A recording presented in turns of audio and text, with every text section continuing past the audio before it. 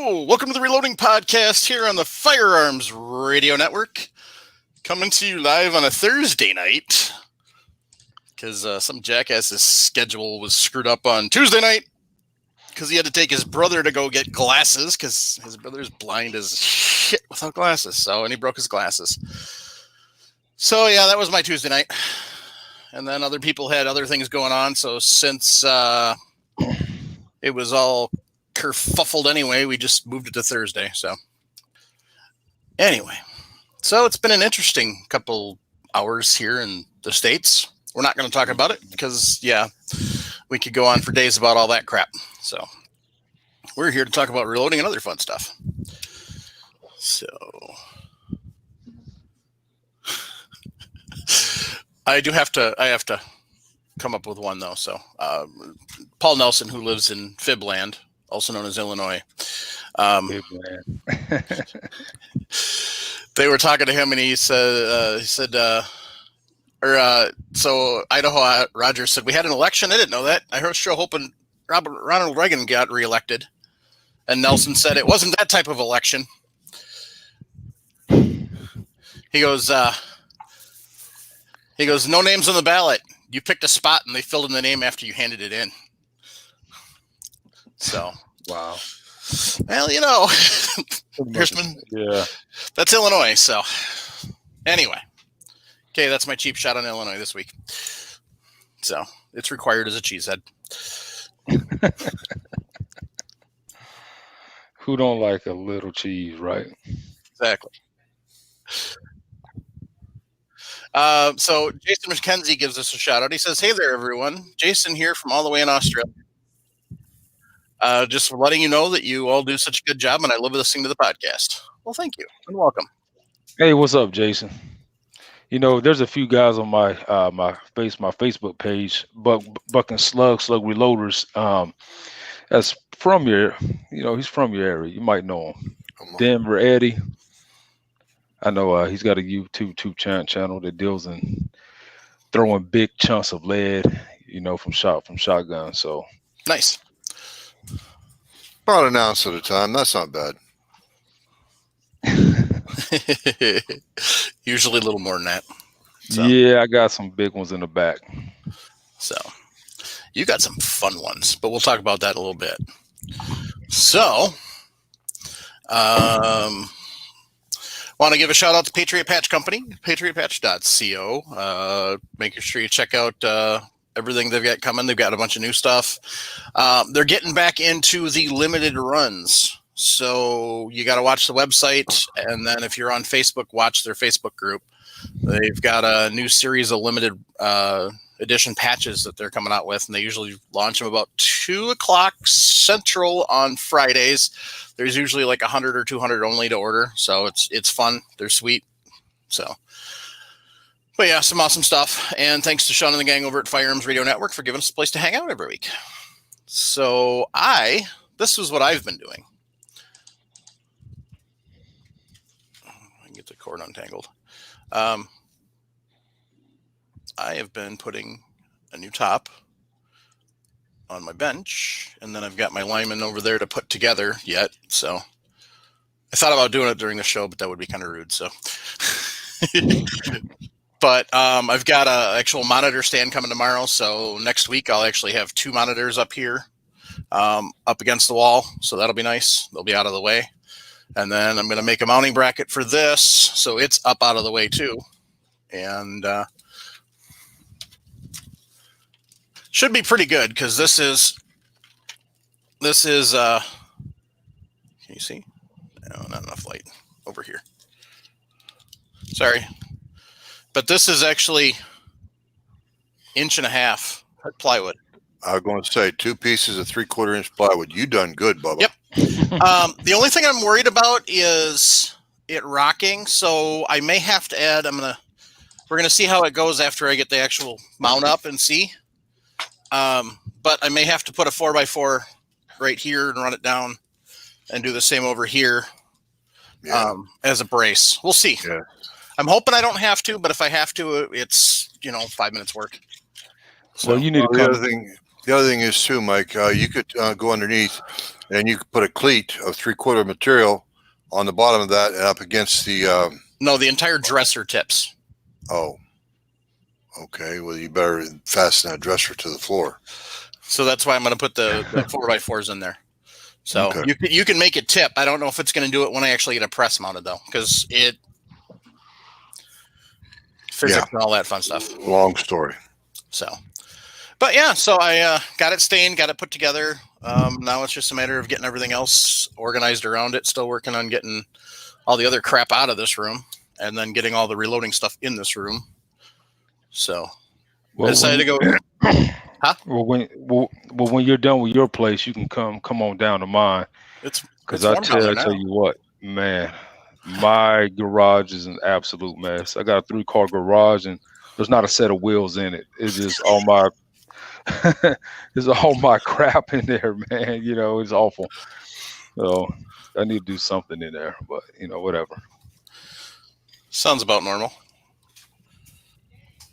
Mine is mine is currently a 1-car garage. I still have a car in it because that's wife's requirements. So, but yeah, otherwise, yeah, there's a whole bunch of crap in it. So, anyway. Oh, we got another cat from Australia. Oh yeah, there's a few. So, Vemjim, and then Hunt Shoot Off Road, who's got a YouTube channel, or a couple of regulars. So now they're a day behind us, right? No, they're a day ahead. Right. They ahead us. They're in our future. Friday morning for them. Yeah, as I recall, it's about 10 o'clock, 10:30. That time, it's about 10:15 in the morning on Friday morning over there. Like I said, they're in our future.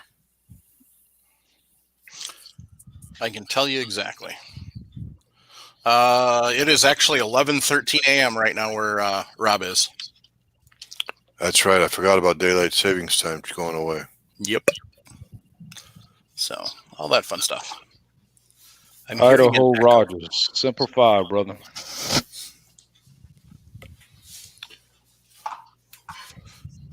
So. Oh God! You just had to you do see that sexy beast? There he is. Boy, look at the head on that thing. Taller than a cue ball, shaved and everything. Holy crap! It's Uncle Handsome Jesse. devil. Uncle Jesse lost some weight. Hey, Jason, what kind of bow is that there in the background I see? Oh, I'll have to look. Oh, you don't have to do all that. He can stand the exercise. Look at him. Damn.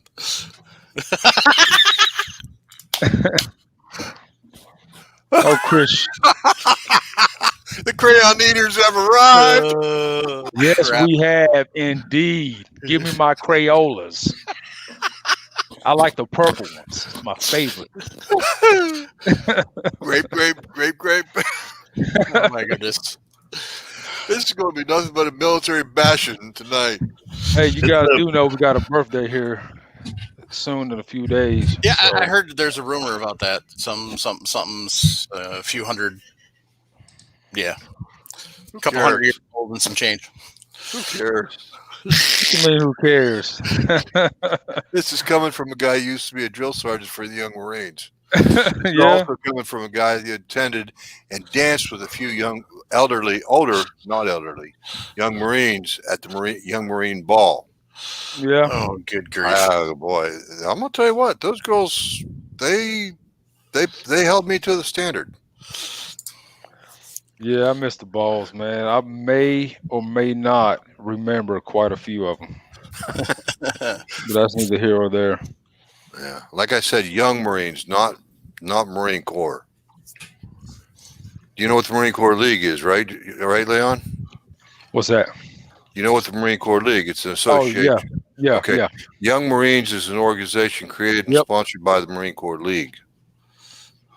I was a drill sergeant for a while. Yeah, for a while. Yeah, I was involved with that when I was. Was I a corporal then? I loved it because I used to just pop their hearts, man. You know, you want to Yep. be a Marine, well, let the games begin. You bet.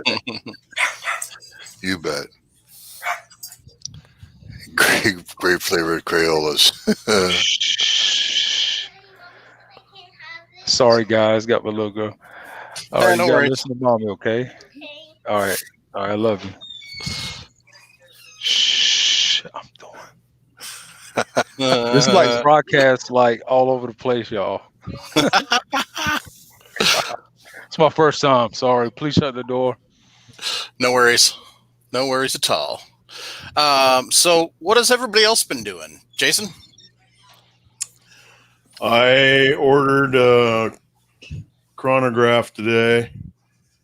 I used to have two, and I had a shooting chrony, and I traded it to a buddy of mine for a GoPro. Yeah. And then Sharenda needed one, so since I got the Magneto Speed, I thought, what the heck, I don't need it, so I sent that to her. Yeah. And now that I want to like play with that pellet gun and get speeds and stuff, it doesn't work with the Magneto Speed. Nope. So I turned right around and ordered myself a chronograph. And let that be a lesson to you. Never get rid of anything. Keep everything you have because you will need it once you get rid of it. Correct. You bet. That's why You my bet. garage is the state that it is right now. Yeah.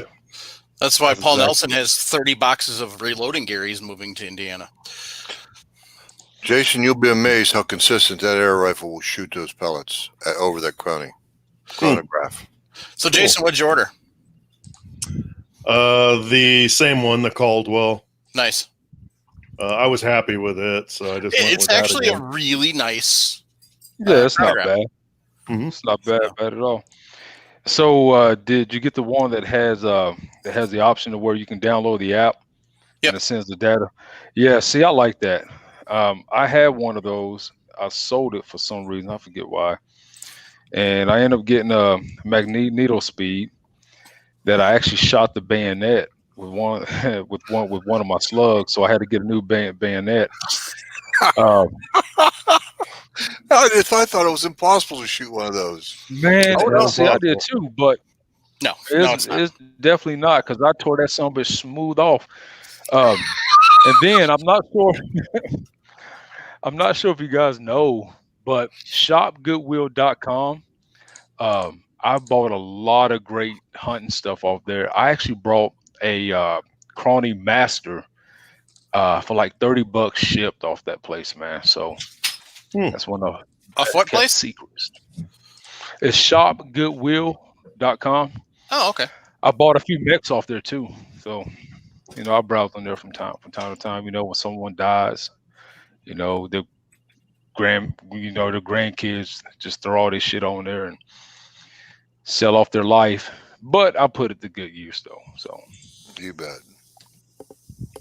yeah, Daryl said he's been there and done that. Yeah.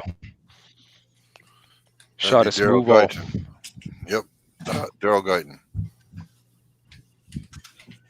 Daryl Guy. Hank Reed. Here's your shout out, Hank. How you doing, you old cuss? He's a friend of mine down in Florida.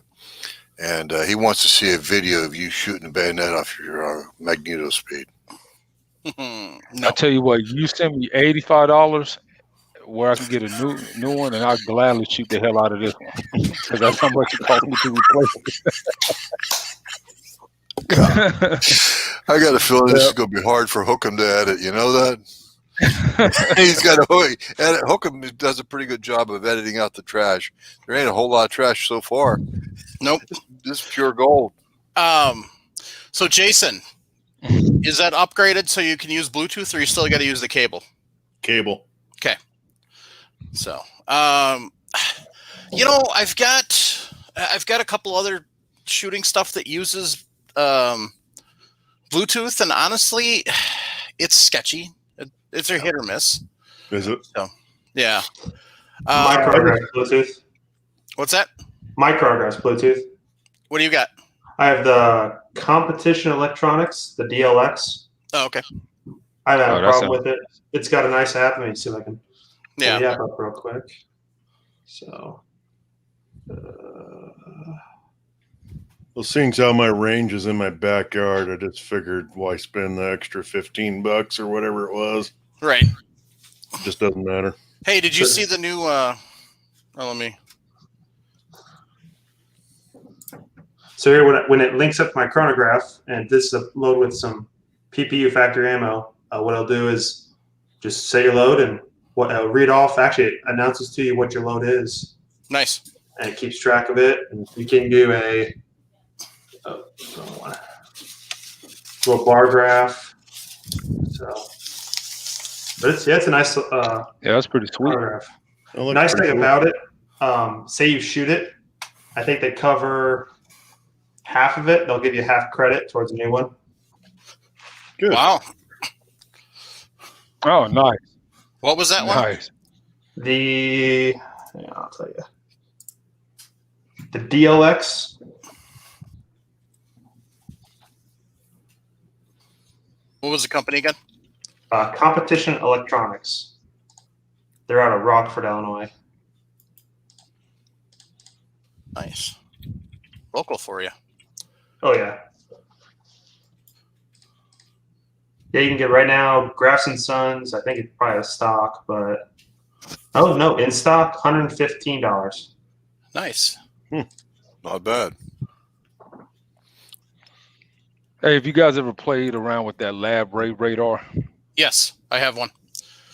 As soon as I get a chance to get out, I actually have a lab radar. I have the Magneto Speed, the economy one, not the V3. And then I've got my Caldwell. I'm going to take them all three out together and shoot some video. Cool. So, Jason, did you see the new lights for the Caldwell? They're I have actually seen that. Yeah. they're LED now instead of infrared. Okay. I didn't So, realize that. I think I'm gonna order up a set of those too and try and see how that works. Mm-hmm. So, by the way, don't shoot 22s over that if you're that close, because the only problem that I noticed with that Caldwell is anytime I was shooting 22 over it, it would error out because 22 is filthy.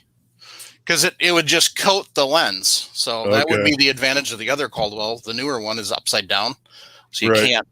That would be the only thing I'd see about that would be advantage. But the other thing I'm going to test at some point in time when I actually send this in. No, I did not do this. I bought it this way at a garage sale. It's been sitting in my garage for a couple of years. I forgot about it.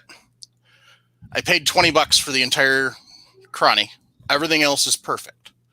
It's just that the little display box, which they connect by a cable, Mm-hmm. the LCD on it's cracked. So I just got to remember to send that back in and get it fixed. Yeah, know. I think that company, I think they're out of, is it Canada? I think. I don't remember where they're out of. Yeah, I believe they are because You're I was on their website and half of it was in French. So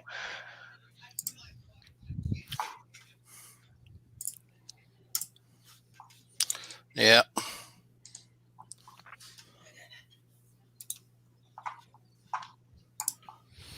They do have an upgrade program too. That'd be the people, because I have a Chrony Gamma. Yeah. So. All right. We don't want to look at me all night. So, Nick, what you been up to? Actually, not much this week. Dad picked up a new mold when he was on a work trip last week, and some new dies. I'm gonna start reloading 38 Smith & Wesson for my Webley. So Nice. Other than that, not too much. Just a lot of work at the gun store. Oh, yeah. Do you have any guns left? Quite a bit, actually. Still, shockingly. Our used selection, Cabela's usually has pretty decent. I mean, we're not as big as Richfield by any means, but so we started out with 6 full racks, top and bottom. And then we had to take them apart because they started having us take the guns off the floor every night. So we went to just 6 half racks, just the bottom. We're down to basically 1.5 racks of used guns plus the gun library. Hmm. So handguns, we've shrunk 4 cases down. So, I mean, it's just unreal. But we had a crap ton of 5.56 on Wednesday. Got a bunch of 300 round packs in. Now, did this all start before the election, or was it Yeah. like the COVID scare and all that? Yeah, this started because of COVID. Yeah. So, I'm not sure if you guys know this, but the Great Gun Scare back in 2000, what was it, 2012? Yep. The Sandy Sandy Hook shooting. Yeah, this is far worse, because back then, yes, it is. not a lot of people I felt was in the reloading scene. So yeah, you couldn't buy twin 22 and 5.56, but I mean you can get primers and powder all day long. Now I was at the gun show and these guys had a box of primers going for $300, which is absolutely insane. And just insane, Never seen anything like it. Yeah, this is definitely the biggest thing that caused all the problems is the timing. March, April, May, June are the busy season for firearms and ammunition manufacturers. That's their hay-in season. That's when they're cranking out everything. That's running around the clock shifts to crank everything out to get ready for fall. For all of the new handguns is kind of still cyclical before this all started. But rifles and shotguns, it was always August to December, maybe a little bit into January, and then it would slow down. And so they'd have February, March, April, May, and June to get built back up. Well, they were shut down end of March. A good chunk of them were shut down half of April. And then when they finally did get to open back up, you're talking limited production, not even close to what they are. So that's the biggest thing. So.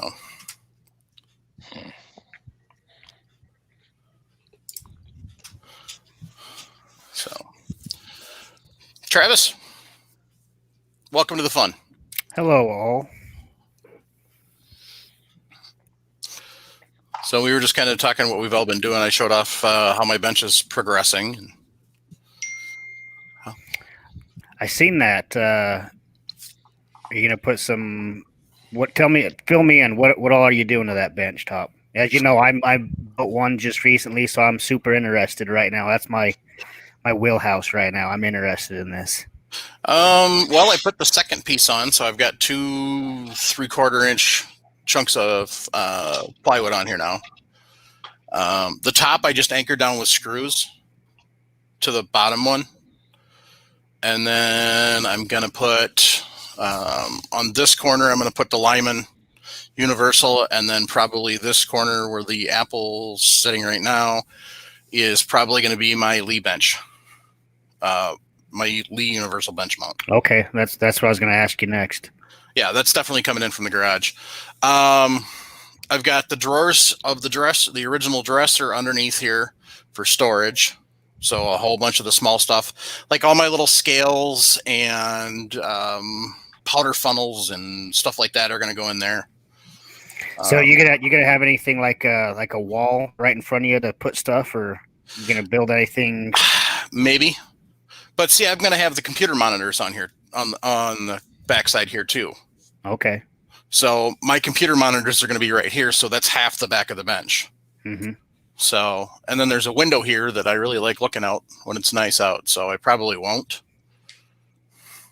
So what do you like, Jim? We've talked about this before. What are you going to do with like your beam scale? Because I know we've talked about.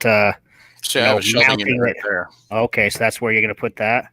Well, no, I've got a shelving unit right there, so I've got storage for everything. The bench top is level, amazingly enough. Now that I'm all done with it, it's nice and level. So the beam scale, when I use it, it'll probably sit on here somewhere. I don't know exactly where yet. But most of the bench top is going to be for working, not for just storage and stuff. So, I mean, I'll have I'll have designated areas for stuff, but for the most part, not a lot of it's going to sit on the bench on a general basis. Yeah, it seems like no matter how much space you get, it's never enough. Well, that's the thing is if I plan on leaving stuff on the bench, yeah, I'm not going to have enough. So. Yeah, I keep going back and forth. Like I say, I've made this new bench here, and I just mounted my press on a steel plate. I think we've talked about this before. Mhm. And then I've got that plate mounted to my bench, but I keep going back and forth about maybe an inline fab or something that I can just remove the press and have, because I have so many presses that I don't even use. They're just in boxes, and it'd be kind of nice to switch back and forth. So the nice thing about this Lyman, and I'll kind of show this here, just a picture, but you may want to look into this too, because if you look at that top plate, it's 4 screws. Here's the picture of the back, and it kind of shows a little better. So they've got 2 different plates. One's got a little tab. One's just got everything. But this one down here, they make so you can actually drill your own mounting holes and stuff. And it should be big enough for any of the 550 or the 650. I don't know about the 1050, but then it's just that the 4 bolt holes, and you can lift it right off. So yeah, I would just put like my rock chuckers or one of my Hornadays on something like that. But is it like the inline where you have that mount and then you have multiple plates and you can just switch them out, or do you have to actually unbolt it? Oh, you could. I mean, you could actually. It's not like an inline where you can, just quick swap. Quick change. Yeah, that's what I'm looking for. So, but I've got all the rest of the presses. They're going to stay out in the garage on the shelving where I've got them mounted now. And then when I decide to switch them out, it'll just be unbolt the press from here, take it out there, put it back out on its spot out there, and bring the other one in. Hey, Mike, Paul Nelson put up a comment indicating that you need a shelf for your scales. I would agree with him. And my comment would have been you should isolate the scales on a shelf at eye level when you're actually reloading and checking, run your charges. If you can possibly do it, put it mounted on the wall right in front of you, so that way it's isolated from the bench for vibration and all that. Yeah, that's why I was asking that. I switch back to me real quick, would you, Mike?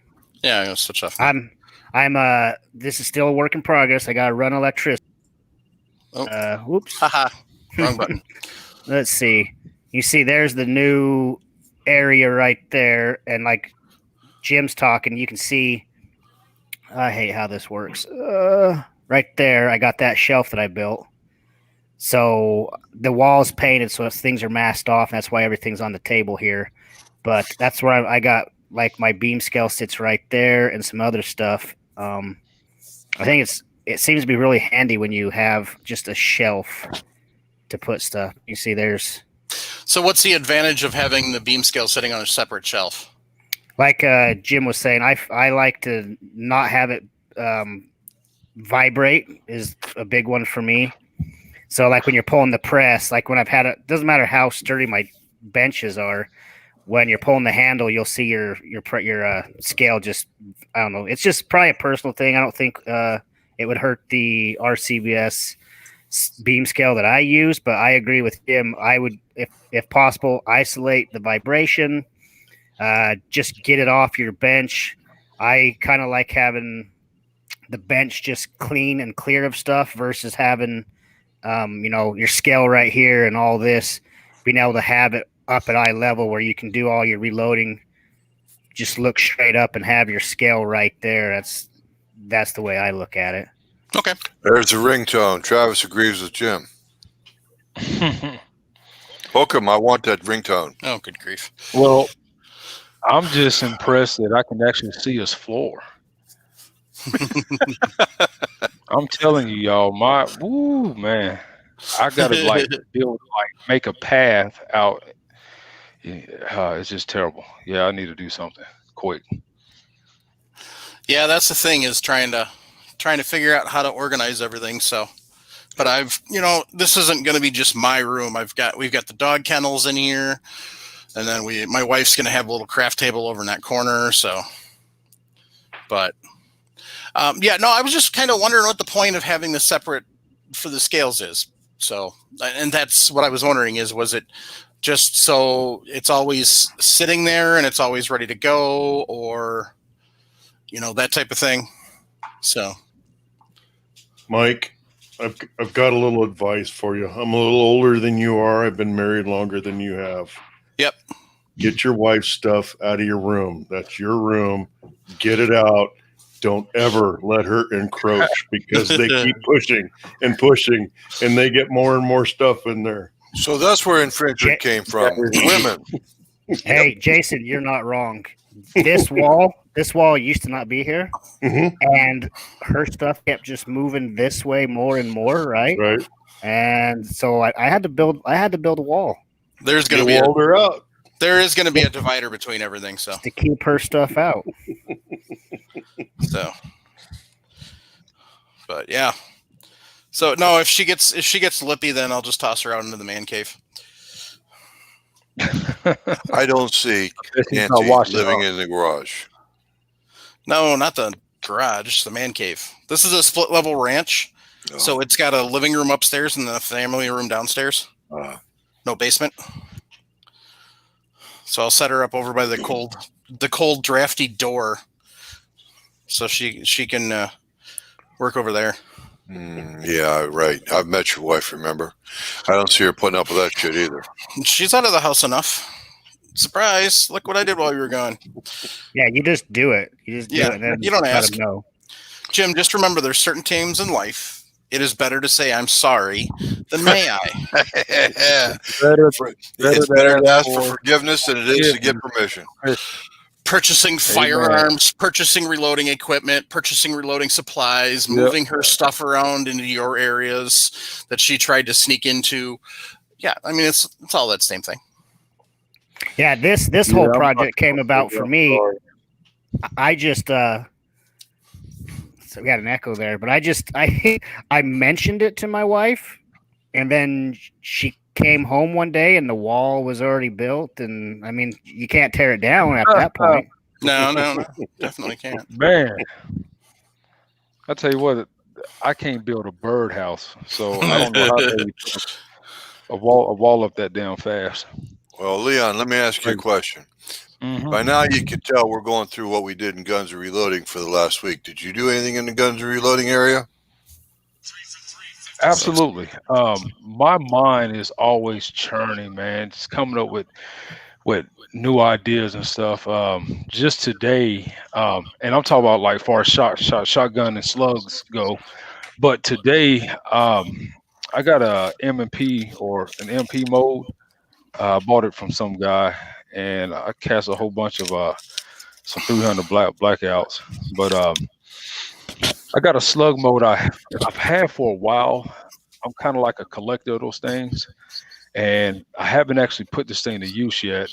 But this morning I cast about probably 2 or 3 dozens, and these are some heavy hitters, man. They're if I use the solid base pen, it throws about a 830 grain slug, so that should be fun to shoot. 2 pounds. 2 pounds.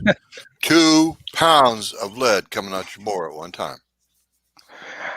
Let's not get carried away here. All right, 1.78 pounds. God, no, man. You must be a recoil glutton. You know what?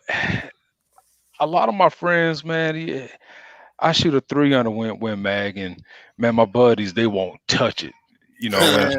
And when you're shooting 2-ounce buckshot loads and slug loads, as much as I do, you tend to build up a callus there, so it's not that bad after all, Yeah. But a couple months ago, I got this really cool deal that to me, I believe it's a game changer. And what I do, it's called the Pressure Trace 2. You guys ever heard of that? I have. No, but I am listening. No? I haven't heard of it, but I am listening.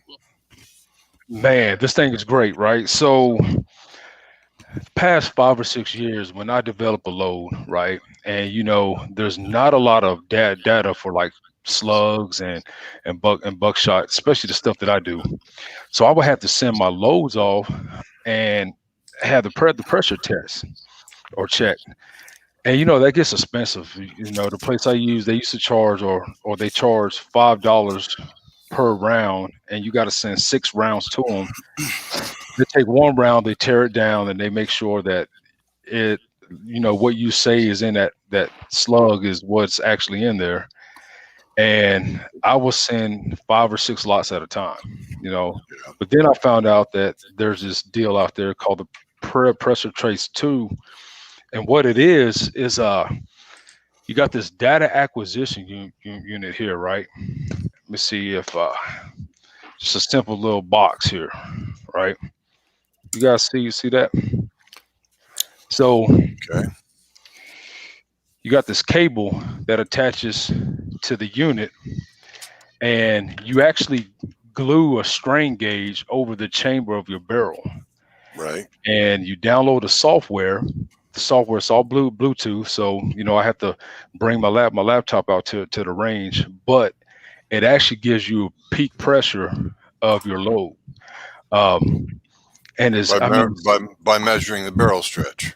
Yeah. So what you have to do is first you got to measure the OD of your chamber. Then you got to get a casting of the ID, and then you put that all in the software. So it takes into account the thickness of your barrel.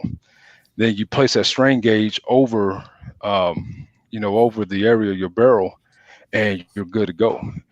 And I've got one on my AR, and it just does so much, and it's really neat to see how much like your shotgun crimps affect the pressure rate, the burn rate, the columns, the slug columns, the components you use to raise and lower the load.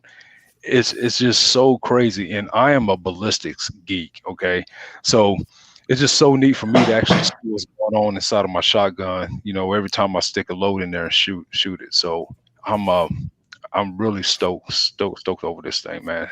It's pretty neat. So, What was it called again? it's called the Pressure Trace 2.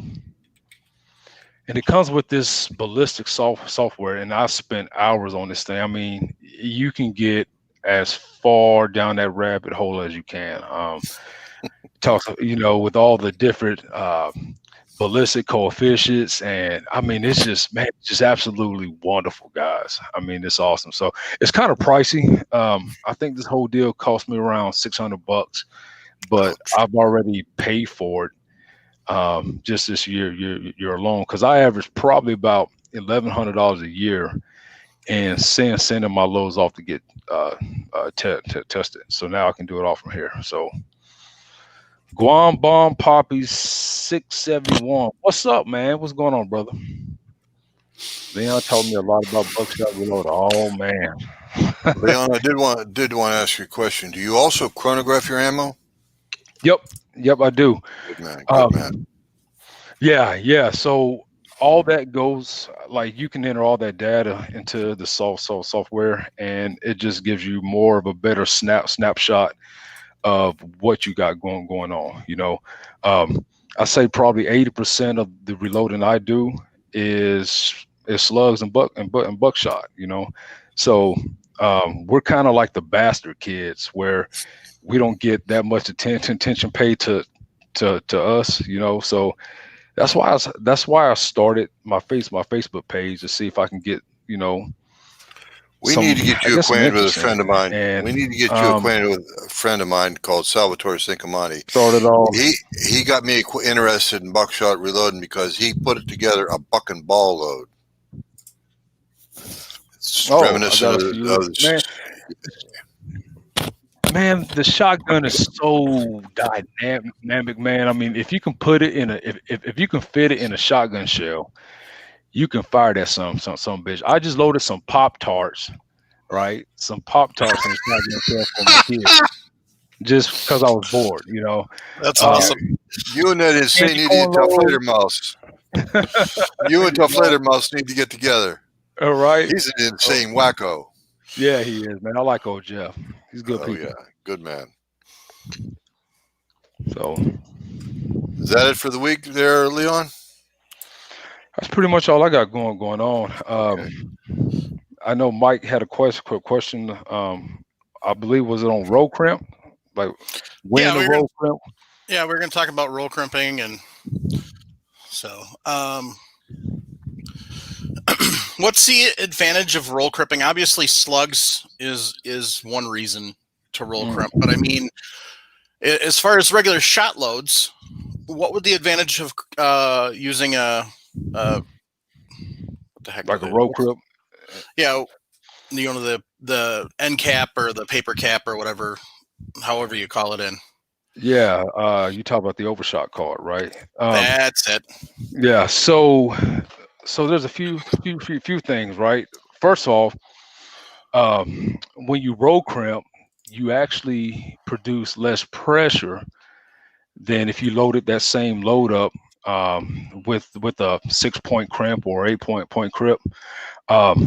So that's one plus. And a lot of times you just don't have enough hull space to actually get a good crimp. So in that case, you throw an overshot card and just roll it on down. And plus it looks awesome too, man. And depending on the slug, depending on the slug design, I do have a few slugs that has more like a rifle like ogive that roll crimps just won't do it because it destroys the accuracy. Because what happens is the slug actually rolls over the roll crimp and it tears up the hull and you get crazy spikes and pressure. So on those slugs, I actually do a fold crimp. But the majority of the slugs I do cast and reload, they have a rather large meat plat area, which is just perfect for a roll for roll crimping. So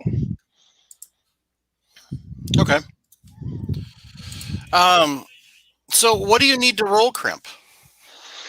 So there's a couple of things. I have an antique and old school the hand crankers.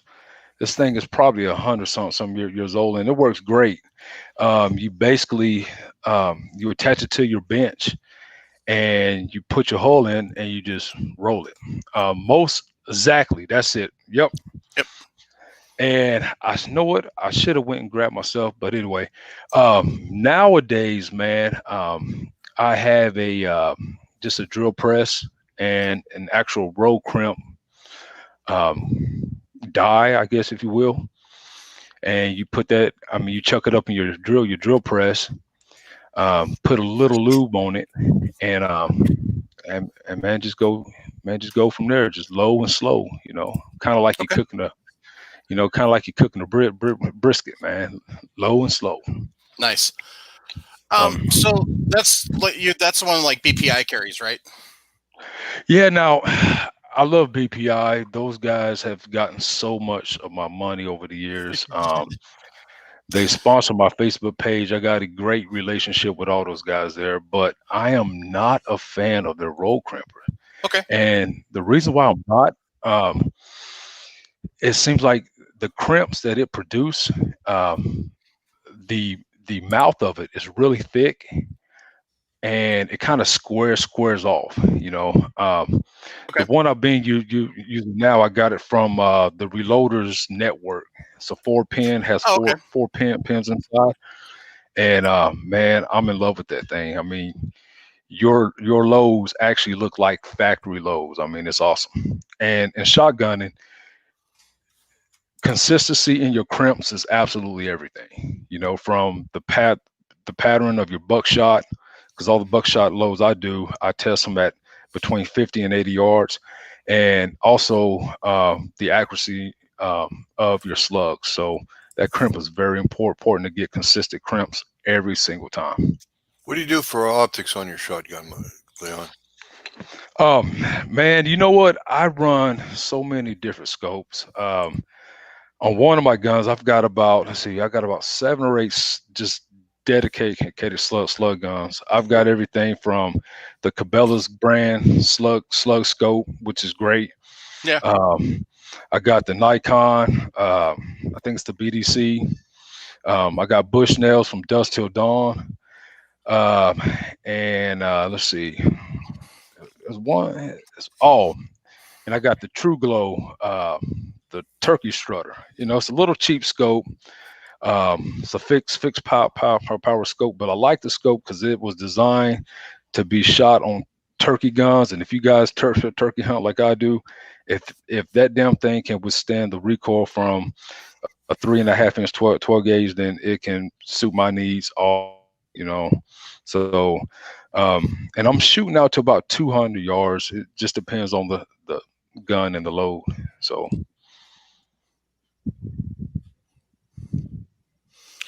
Okay. So one of the things that how I first saw you and found out about you is your love of some of those Russian slugs. oh yeah, man. Them damn things is absolutely. See, the thing with, I think slug hunting over here in the States is kind of like it's all art, especially with the States, who's moving from shotgun to rifle, and now, some states are allowing straight wall rifles now to be used. So I felt like the slug game in America has kind of like dropped off a bit, whereas the Europeans, that's pretty much the only way, like the most common way these guys hunt is with slugs. So that's why the Russians, the Italians, man, their designs of their slugs is just absolutely, I mean, they really think outside the box, and I'm a huge fan of their work, man. Especially here where I live, I hunt all year round. I mean, there's always pigs here to kill, and just the devastation on what these slugs do. I'm kind of hoping that this might spur the U.S. guys over here to, hey man, maybe we need to tap into this. So no, but I don't know, man. We'll see what happens. Do you have any photographs or anything, Leon, of these slugs? I actually do. You know what? If you guys give me one second, I'll be back. Yeah. Go ahead. That sounds cool. Yep. So, yeah. So the nice thing about these little old things here, this is that it's kind of a really old antique design. This one I don't think's honestly that old. The only problem I have is it won't actually go big enough to actually fit on that 1.5 inch plywood. So if I'm gonna put it on there, then I'm gonna have to come up with something. But it's really simple, basic to use. Here's your pressure. You apply your pressure with this, and then you just keep turning this, and that roll crimps. So pretty simple operation, and they last forever. I picked this one up at a garage sale for $10. So, because a lot of people don't even really know what these things are. They'll see them at a garage sale. I mean, you'll see them sitting at a table like this, and most people walking by will think that some sort of baking instrument, unless you really know what it is. You walk by, a lot of them you can pick up for 10, 15, $20. So it's kind of the nice thing about those.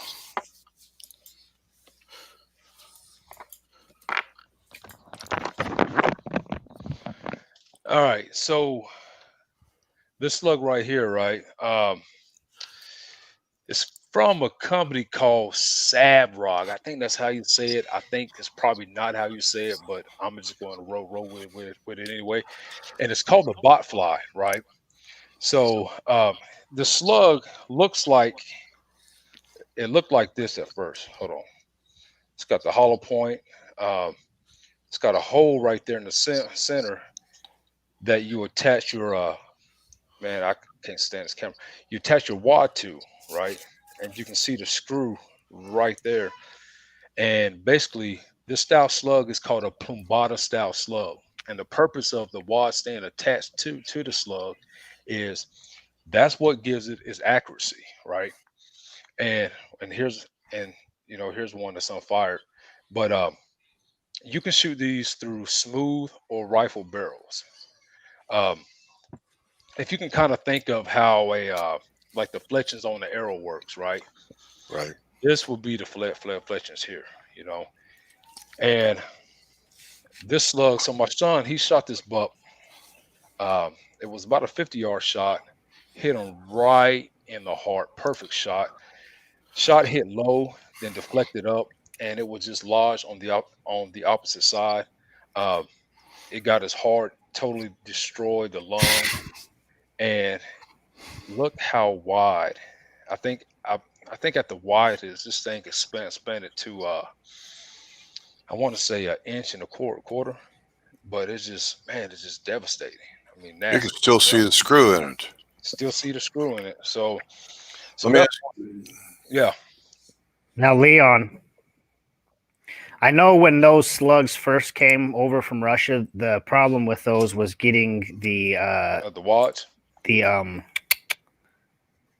wads. So All right, what's the so availability like nowadays? These type slugs here, you can actually cut the petals off of any shot cup and use the crust section of that wad.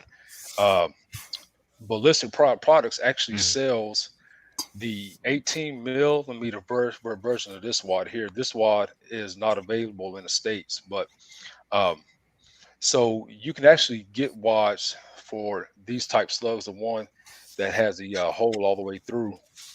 On the other end, what you're referring to is this is called the Azot wad, right? I've got about probably 15,000 of these that I've had for like a while, and I'm pretty sure there's not another American out there that has as many of these wads as I do. Man, I sound like Trump, huh? But, you can still get these wads. I know eBay has them. I have a contact in Russia that I get them from, and this wad is awesome too, right? Because when you cast a slug, it actually casts it's a center post. It's a post on the inside that actually fits inside of the wad, and it just snaps in. So when you fire this slug here, the whole entire wad and slug, it comes out. Perfect for rifle barrels, perfect for smooth bores. So no questions, man. I'm so because those right there, those wads are like $70 for 500. You know what? So yeah, I don't. Most of us reloaders we're pretty cheap. So the first example you showed us, that was one that you just took that first example. Hey, brother, one with the screw. Man, I lost. Hey, yo, you hear me? Yeah, we can hear you. I can hear you. We hear you. All right. So can you repeat what you just said? Yeah. So that the wad that you just showed us, that's about $70 for 500 of them.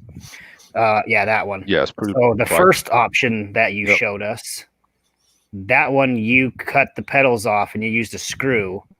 That one right there seems like it for most of us, just reloaders, just wanting to go out and mess around with. That right there is probably the one that you would recommend for us, right? Yeah. Actually, this particular wad here is a bush wad. So this wad comes with no pedals. You can find this type wad in buckshot loads and stuff. But you can. Oh, did we lose him again? I think so. Drats. Well, I know the bad thing with those wads, the second one he was showing us, I think you have to have a special kind of die to pop those on with.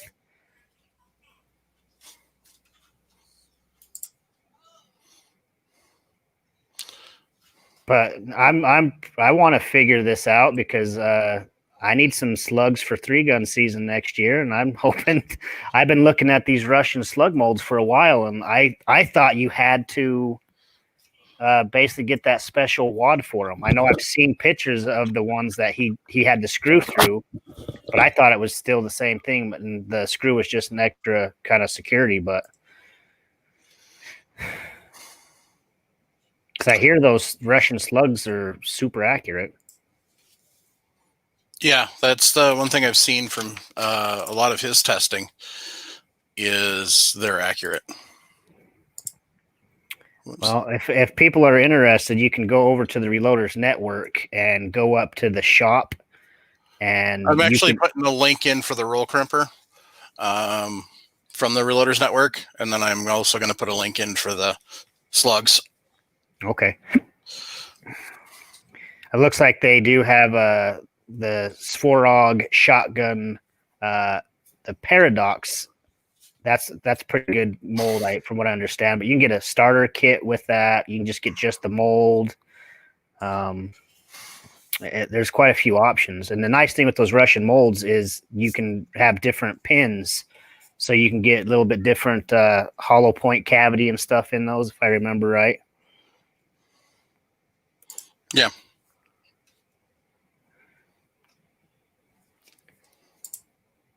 Yeah, there's all sorts of different things you can tweak around with those things. That's kind of the nice things. And yeah, they've got those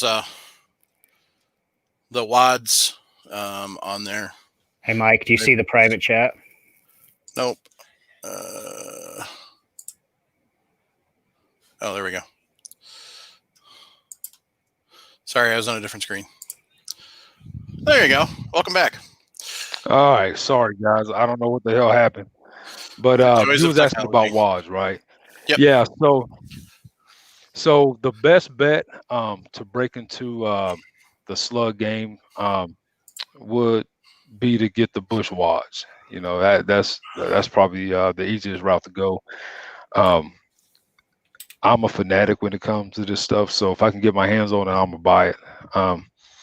And like like I heard someone saying earlier, these modes are so versatile in the fact that you can get all types of pins for the same slug mode and turn it into here's one here. So the mode that casts this one here, right? I think this is a 550 grain slug, right? I changed the pins out, and now I got this 1,000 grain Foster slug here.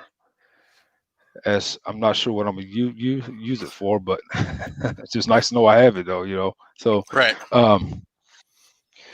yeah, so just what you can do with one mode, man. I mean it's crazy. So I've been shooting these slugs now for quite a while, and man, I'm just impressed. You know, every time I go out to the range, I'm like, wow. You know, so they make some good stuff over there in Russia, vodka and modes. So.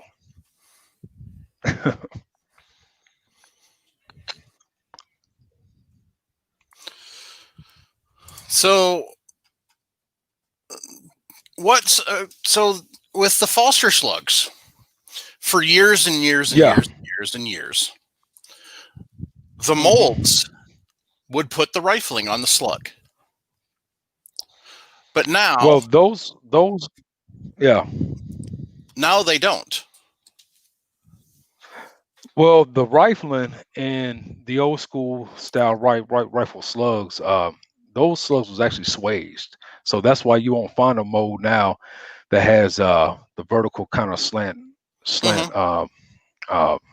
deals in it, you know. And just, you know, back in the day with a slug, with the Foster style slug, I mean, you was doing good to hit a pie plate at 50 yards.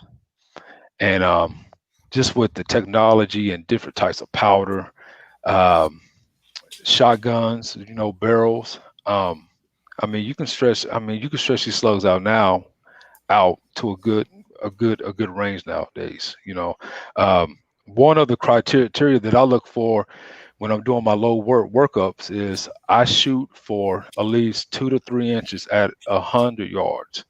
So that's like, that's kind of like a quality check there.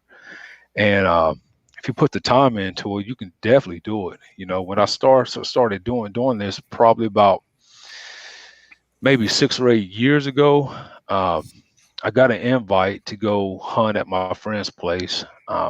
And I had a slug gun that I bought and never killed anything with it. Now, first and foremost, I am a die-hard bow hunter at heart, So Drats. of Froze up again. Remington Froze up Accu-Tips. again. You froze up again after All I'm right, a diehard so are we bow good to go hunter. now? Yep. Yeah, you froze up Yeah, after so diehard diehard hunter. bow hunter. So is that me or is that just the That's you. universe?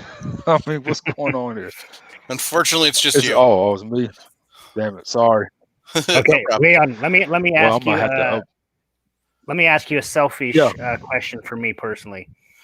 So I shoot three Sure. gun, and I've been wanting to get in. I just cast some slugs myself. I just use the cheap Lee 7/8 and 1 ounce. Yeah. But I need some. I've been T-drive. looking at these. Yep, I've been looking at these Russian ones since they basically Yeah. came to America. Which one would you recommend for someone like me? I'm not using it for hunting. I just want it for accuracy. Which one would you recommend? Know what to be? Honest, man. I'm right there, ready to put something in the cart. I need to know what to put in the cart, Leon. Man, it depends on how involved that you want to get. See, the thing with these, man, you got to take the time and screw them in and all that. If I was you, I would probably get the Lyman 525 slug. That's so easy and it's really accurate. Actually, that's one of the most, one of the most accurate slugs that I reload. And you just cast it and drop it in a shot cup. That's that's the route that I would go. But if you want to join the Cool Kid Club and jump on over to the Ruski side, I would say look at the Botfly or the Zebra Boy. So this is it here. That's the one I've looked at. That's the one that's kind of been interesting me.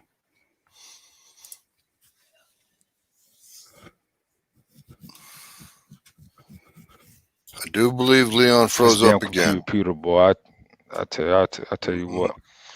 So you guys, okay, I'm back again. I think. So how far do you guys shoot out to? We anywhere from just up close out to 50, 75 yards, sometimes 100. And we're shooting still, so it could be 20-inch plate down to 10-inch plate or smaller, depends on how crazy they get.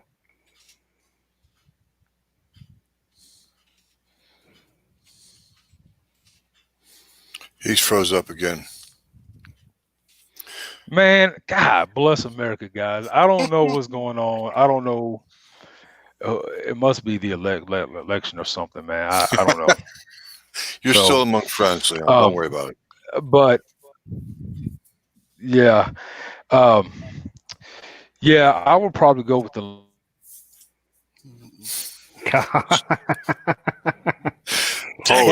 He's going to tell me the Botfly, but I'm on the website. I think he was going to say the 525 still. Yeah, the 525 Lyman slug, whatever that is. Well, okay, because I'm on the site. I don't see one specifically says Botfly, but I need to know which one of these Russian ones. I'm okay. Well, I powder coated. is I like how he powder coated that. Did you notice that, Jim?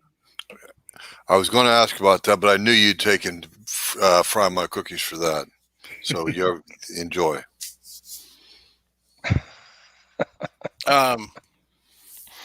Say it quickly. Which one are you going to recommend? He can't find a Botfly.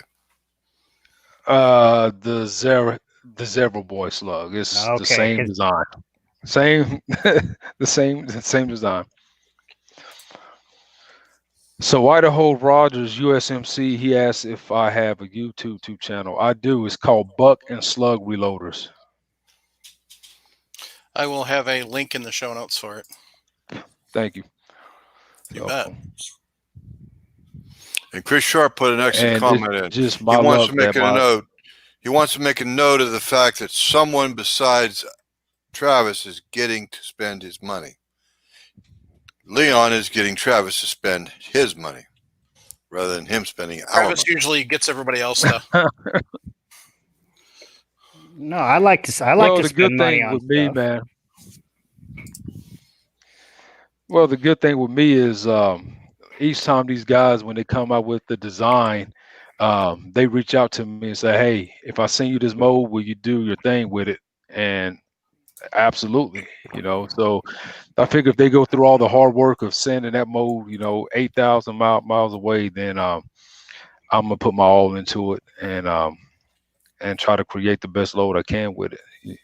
So Good man. Yeah. I've just I found Leon about 2 years ago, I think. Just Yep. going through, and I was looking for a shot shell load, and I wanted to make something weird.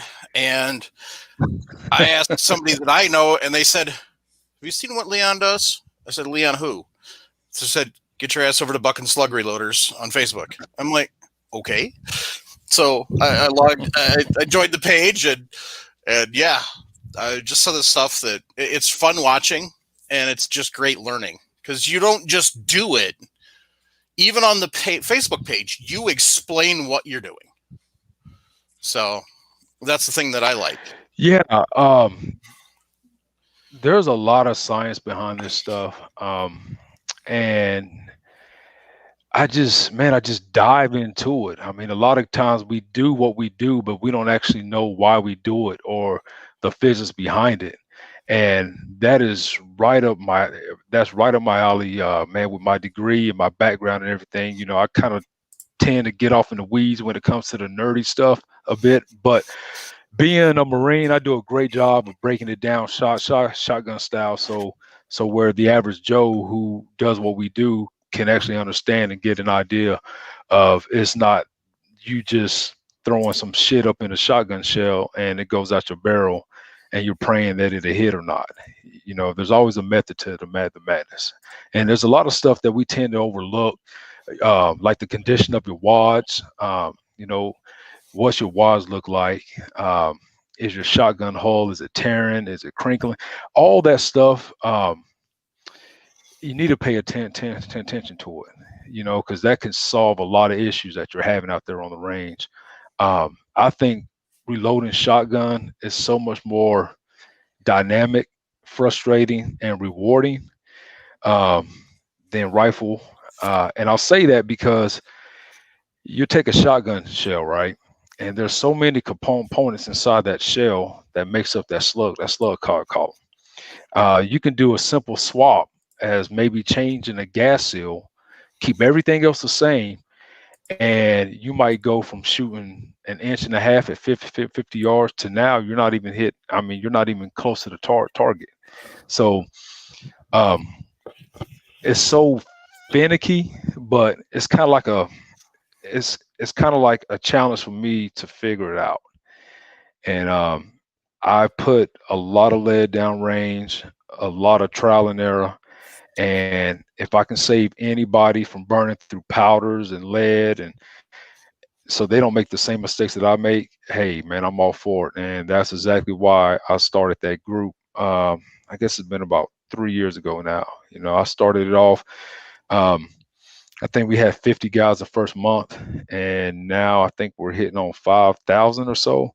And to be such a small niche in the reloading world, I think it's a great thing, man, for guys who shotgun, So just not a lot of information out there, but there is now, and we're growing. So, but yeah, I started this thing knowing absolutely nothing. I just knew that I didn't like paying up to $5 for a slug, and I'm a hands-on guy anyway. So I just started doing research and found out that there's a group of underground guys who kind of like to tinker with the whole buckshot slug thing, you know. So I started picking their brains, and one thing led to another, and here we are, you know. So um, it's been a cool gig, man. It's been a really good thing. I've had um, my two sponsors in Russia. They actually reached out to me and asked if I wanted to be the U.S. distributor for their slugs, or for their slug molds. And the only reason why I didn't do it is because, well, for one, I have a job, and for two, I really enjoy doing this as a hobby, and I think it would just drive my wife nuts and drive me nuts if now it became like a day-to-day, you know, hustle and bustle with getting orders out and all that. So I had to respectfully decline that, you know. So, but yeah, man, it's nothing. It's just something so nostalgic about throwing a massive chunk of lead through the lungs of a deer, or like a pig or something, man. It's just so old school, man, you know. And now I'm hoping to step it up to the next generation, I guess, you know.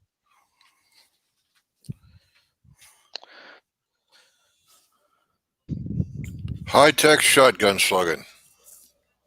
Yep. So So yeah, I just is anybody else out there? Do they have any questions? looking to see here. So I think Vemjam wanted to know about any rifle slug modes. Are you talking about for like smoothbore barrels? Because that's kind of what they've done, is they've kind of removed. I mean, you can still buy the rifled slugs. They still like to come with the Foster style with the rifling on the outside of the slug, but there's no molds for them anymore. But does it really make a difference? No, there's a. Okay, so let me put this to rest, right? And Jeff at Tower Flater Mouse, man, he's my boy. I love him to death, and we went round and round on this, right? Because I know he did a video on if the rifling on Foster slugs actually impart a spin to affect it enough to where it affects accuracy. See, that was never the intent of the rifling in the slugs to begin with. The whole intent to have the rifling in those slugs was to decrease the surface area, because that slug is about, it can be anywhere to 2 to 6 thousandths over the bore, right? Yeah. And you want to reduce the surface area to reduce the pressure in your barrel. So it never had anything to do with, you know, imparting the spin. And I actually have an article from the FBI ballistics lab where they did an article on the rifle style slugs is what he was saying before his computer said. Right, okay, I'm back. And according to their testing and all, the rifling does absolutely nothing for accuracy. Its whole intent is to create, to swedge down a barrel, create a super tight gas seal. That's it. Nothing more. Okay. So then people have asked me, because even the Lees and the Lymans, those molds used to come with that rifling available, and so they don't anymore. And so people have asked me about it, and I didn't know the answer, so that's why I wanted to ask you. Well, yeah, and the reason why they don't, because it just didn't work. Pointless.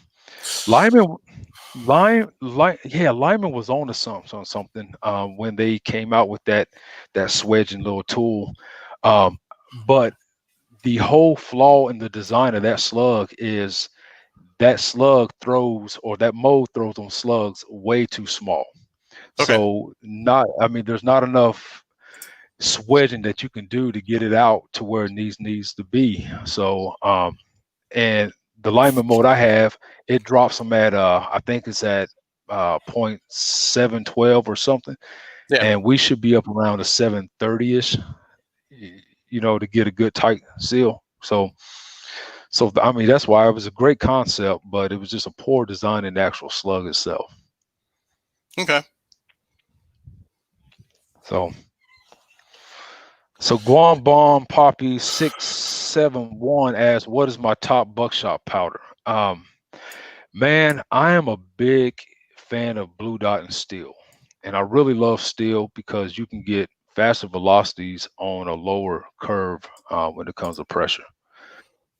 So that's my favorite between that and blue dot. Of course, blue dot is such a versatile powder. I mean, I reload, my 44 mag with it too. So Michael Dunn wants to know, can you shoot Sabot slugs out of a smoothbore?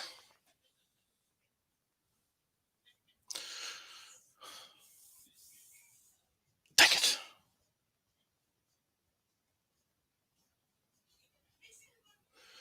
And he froze again.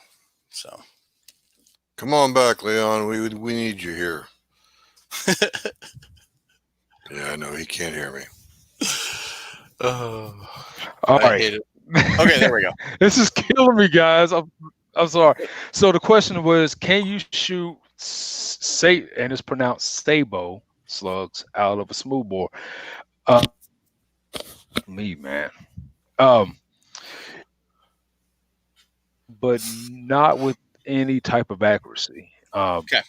You need rifling to stabilize that slug. So no. I mean, yeah, you can, but you're just wasting money.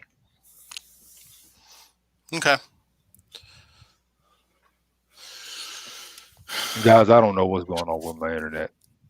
It happens. So, well, we'd definitely love to have you back on again. Maybe we can go down the rabbit hole. I appreciate you having me, man, for sure.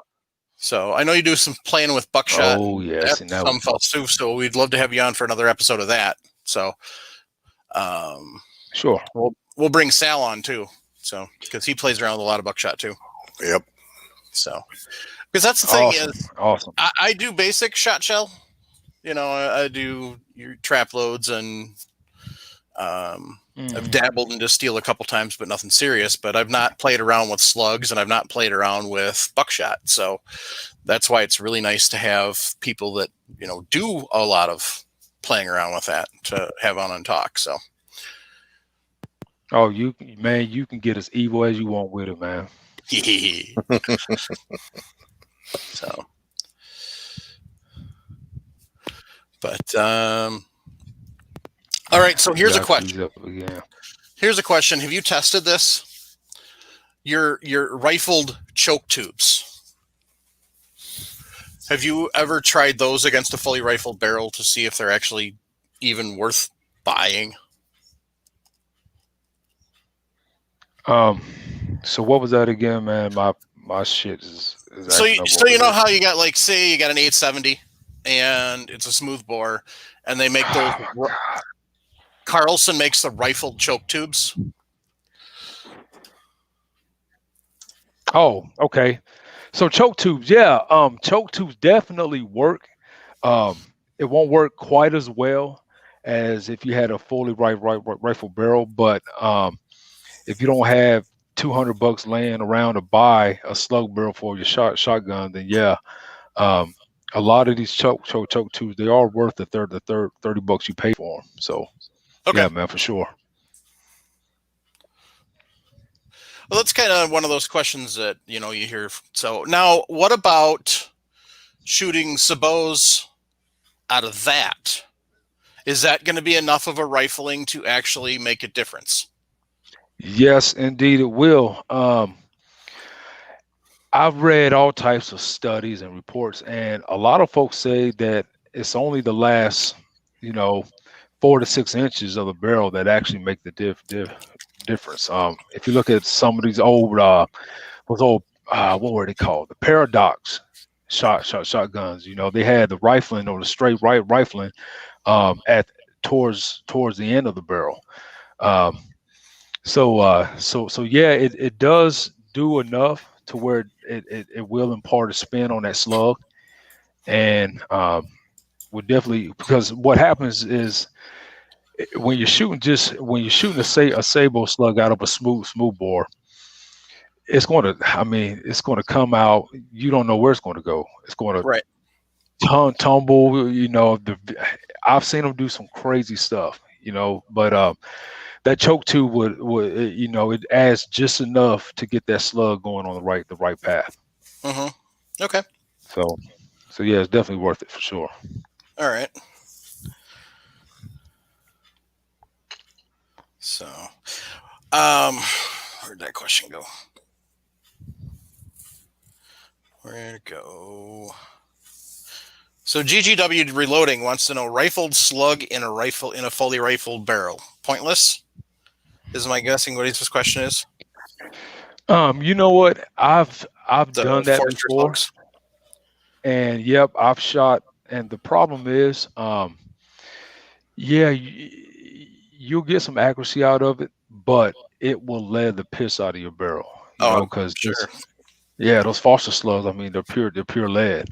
So try it. I mean, if you're only shooting a handful a year, sure, but there's no way I can do it, man. I'll be spending all my time scrubbing out barrels, you know. So unless you powder coat them, then that might be an option. Just saying. Why would anyone You just stumbled do that? Alox wouldn't onto work? a big debate. You know what? I might try some Alox, but powder coat, man, is just so pretty, man. I mean, look at that. Ain't that nice? Ain't that beautiful? You know. It is. Jason, they're Somebody picking has on something us. against- Yeah, we do. Jason, you're picking on us. Yeah, They like I like everything, man. What can speed. I say? I like speed. I like effectiveness. Hey, I tell you what, I did an experiment about 3 or 4 months ago, out of my 44 Magnum. I had some hollow points that I had cast that I did a traditional lube, you know, with the sizer, the what's it called, the Lyman. Yeah. Lyman 450. 450 Yep. lube. So I lubed them up that way, and I powder coated them, and I checked for velocity and accuracy. Right. So the powder coated, I yielded a little bit higher velocity, not much, but it was definitely faster. However, I got just a little bit more accuracy out of the traditional lube. So not enough to make me really, you know, flush my powder down the drain, but I mean, you could definitely tell for sure. So One PC question. bullets were faster. Yeah. Question. My question is, Okay. did you treat him with Alox? No, I didn't. Okay, that's I fine. did not treat him with Alox. So, Travis, he's not qualified to take and participate in your fun and games. That's the other Travis that 3 said bottles in hashtag the Jim is back, wrong. man. I just haven't played around with it yet. That's so. all right. So, Leon, it's all in good fun.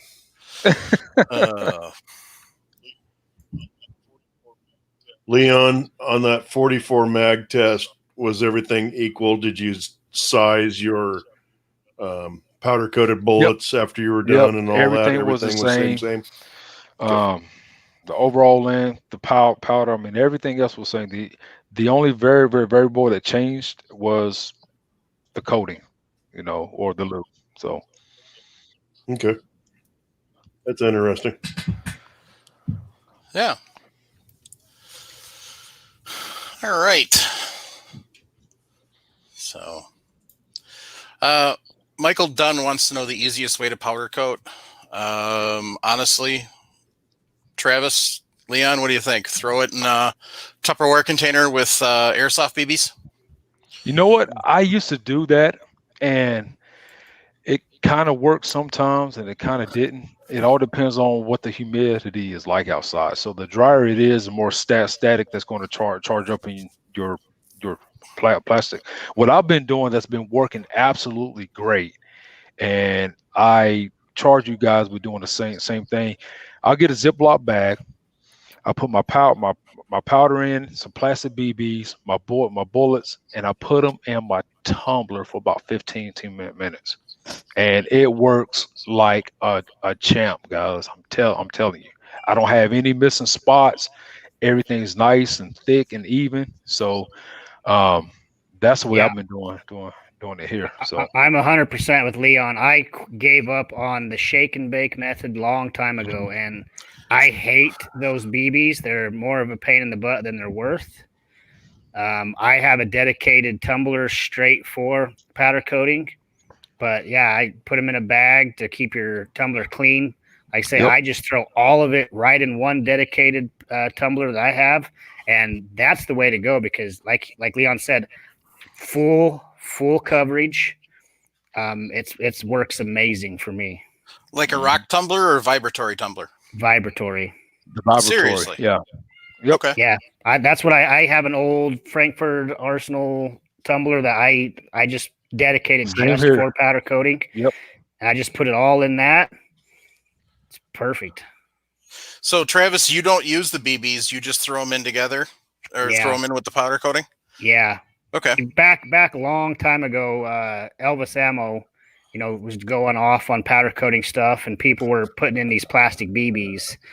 The whole point behind the plastic BBs was the idea of creating static electricity, static charge to make that. Yeah. But Leon's correct, because if you watch Elvis Ammo, that guy, no matter what he does, everything comes out perfect. And Leon's right. It's because of the weather.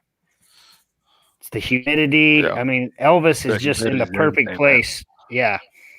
But I could put it in a Tupperware container, shake it up, until my arm fell off, and I would not get the complete coverage that I do in a tumbler. Okay. And putting it in a bag does the exact same thing. It just keeps your tumbler clean, so you can use it for something else. Now, do you have media in that tumbler as well, or just empty tumbler? Yeah, Nope. for me, empty. Yeah, Empty for me, it's tumbler. empty tumbler, bullets, powder, lid on, let it go. All right.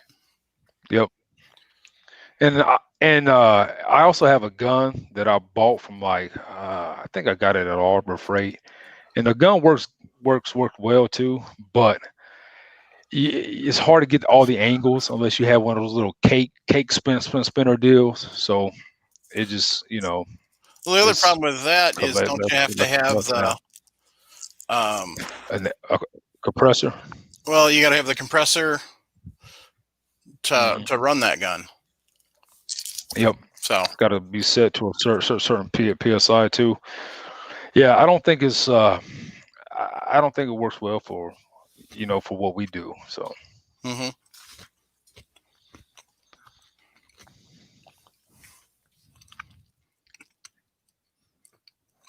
GGW Reloading asks for how long? For me, the batch I just did, I actually forgot about it, and I came in. I guess it was in there maybe a half hour. And a few of them actually had too much on it, so I had to kind of just blow it off. But I usually let it go for about 15 minutes or so, or just go in and you check on it. If it's not enough, then let it go. Okay. So, all right, gang. Well, I think we'll wrap it up for tonight. So, and we'll definitely set up another time to have you come back. Awesome, man. Thank you, guys. I appreciate this, man. Oh yeah, it's been a blast. So, and it's fun talking about the slugs, especially when you've got people that are knowledgeable about it, and we're not giving out guesstimations and bad information and stuff. So, that type of Sure. thing. So that's always a bonus. So, anybody got any shout outs? Yeah, a quick shout out to Ballistic Products. Thank you for supporting my page. Check me out, Facebook, Buck and Slug Reloaders.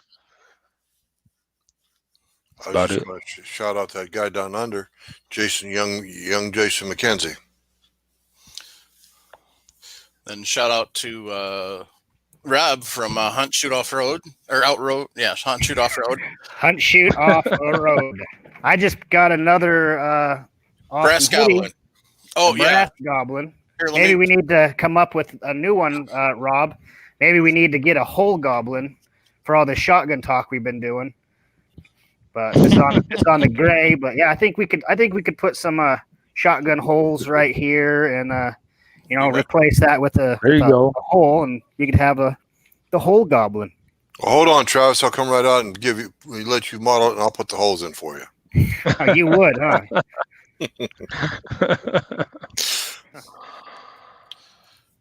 So All right, guys. Well, thank you for having me, man. And Enjoy the Let's evening. do it with again, you, man. everyone.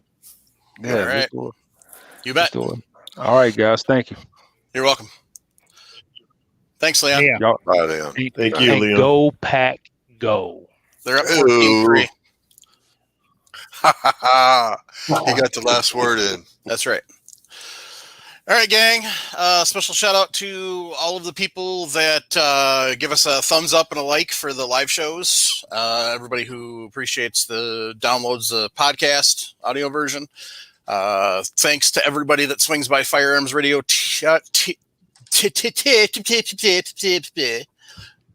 And this is with no alcohol, kids. Thanks to everybody that swings over and hits the brown L's and the Amazon affiliate links on firearmsradio.tv. Patreon. Help out the network. Patreon. Will you shush? I'm getting there. Good grief. You and Jim have no patience. All right. Thanks to everybody that sends us an email at reloadingpodcast@gmail.com, and everybody who sends us a text or a voicemail to 608-467-0308. And a special shout out to all of our Patreons who help make everything possible. Just greatly appreciate everybody. Oh, yeah. And on that note, don't tumble your holes. Be an asset, not a Remember, liability. guys, in this climate that we're in, it's not a matter of if, but when. Yeah. Amen to that. Give surplus a try. You just might like it. Support the Second Amendment. Take a new shooter shooting. That's what I did last week in Guns Are Reloading. Awesome. All right, gang. On that note, good night.